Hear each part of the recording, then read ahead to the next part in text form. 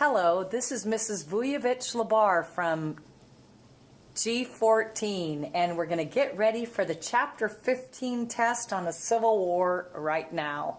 So get comfortable and get ready to review. Which of these was not a promise that Abraham Lincoln made in his inaugural address? To pass laws improving the treatment of slaves in the South. What was President Lincoln's main goal when he took office in 1861? To reunite the North and South and keep the Union intact. President Lincoln's inaugural address was influenced by the Declaration of Independence because he based his address on the idea that the success of a nation depends on it being united. Number 4, how did the South respond to Lincoln's inaugural address? The South ignored Lincoln's calls for unity. Number 5, which of these events marked the beginning of the Civil War? The firing of Confederate guns on Fort Sumter.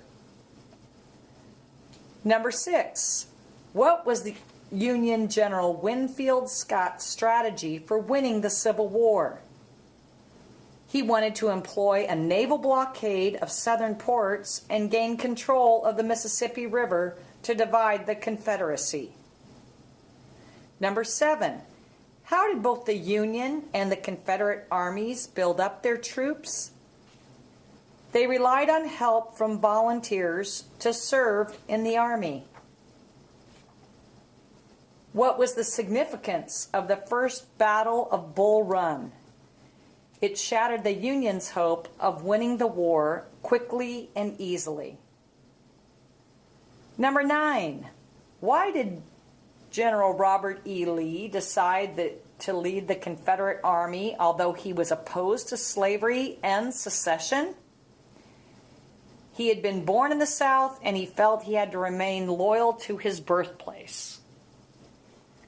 Number 10, why did the Second Battle of Bull Run, what did the Second Battle of Bull Run accomplish for the Confederacy? Again, number 10, what did the Second Battle of Bull Run accomplish for the Confederacy?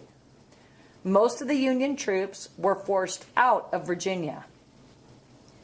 Number 11, what was the significance of the Battle of Antietam?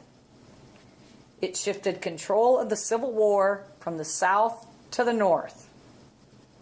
Number 12, why did the Union find it difficult to maintain the blockade it set up to control southern ports? The Union Navy had to patrol thousands of miles of coastline. Number 13, what feature made the new warships developed by the South dangerous to the Union Navy? The ships were heavily armored with thick metal plating. Number 14, what was the significance of the development of new warships by both the North and the South? It marked the end of the use of wooden warships powered by sails and wind. Number 15, how did the Battle of Antietam affect the Confederacy's relationship with Europe? Europe decided not to aid the Confederacy's efforts in the Civil War. Which of these news headlines would have most likely appeared in Northern newspapers the day after the Battle of Antietam? Confederate leader gives his life in Antietam. Number 17, the goal of the Union Army in the West was to gain control of the Mississippi River. Number 18, what did the Union victory in the Battle of Shiloh mean for the Union? It gave the Union greater control of the Mississippi River Valley.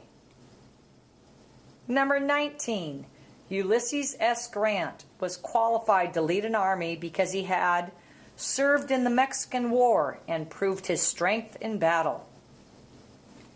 Number 20, what was the significance of the Siege of Vicksburg? It gave the Union total control of the Mississippi River. How did the siege of Vicksburg affect the South? The Confederacy's western states were cut off from the rest of the South.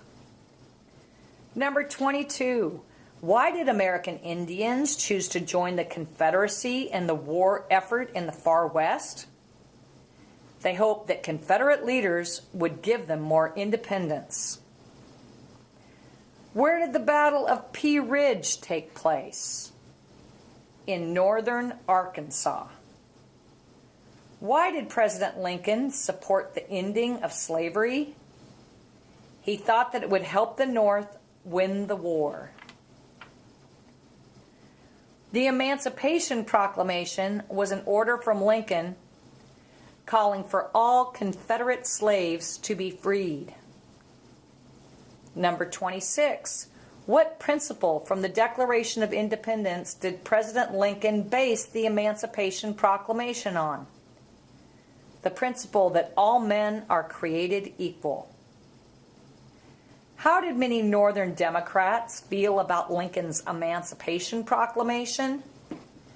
They felt that the proclamation went beyond the purpose of the Civil War. Why did Lincoln wait until after the Union victory at the Battle of Antietam before announcing the Emancipation Proclamation? He wanted the Union to be in a position of strength. Why did the group of Northern Democrats known as Copperheads oppose the draft?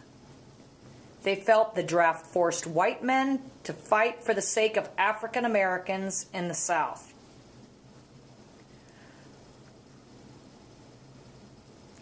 How were prisoners of war treated during the Civil War? They were often held without shelter and given little food. How did life change for civilians in both the North and the South during the Civil War? Many civilians incapable of serving in the war had to take over the jobs left vacant by soldiers in the war. Number 32.